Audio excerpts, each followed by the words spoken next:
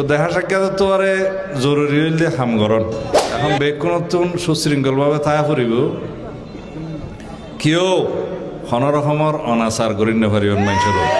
আসসালামু আলাইকুম রহমতুল্লাহ।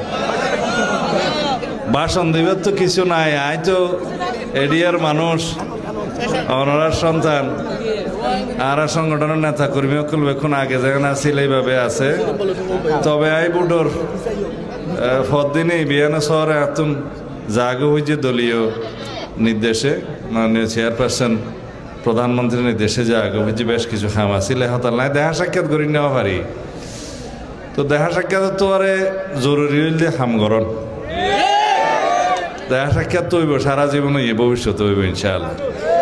তাই এখন হয়তো বেশি সময় দিন না হইতাম, কিন্তু তারপরেও যখন সময় পাইম আমরা সাহেবুল্লাহ যাইম।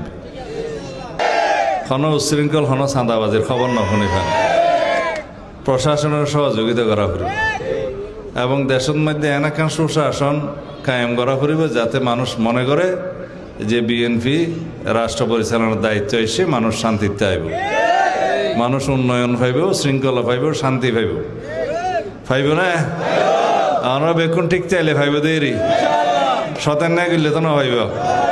তো বেকুন আল্লাহর ওয়াস্তে জনগণের বন্ধু হিসেবে হাজ করন, প্রশাসনের সহযোগিতা করিবেন, উন্নয়ন এবং অন্যান্য কর্মকাণ্ড যে আছে ইনশাআল্লাহ এই না ওনারা পরামর্শ দিবেন, এই না আরো সারি দেন।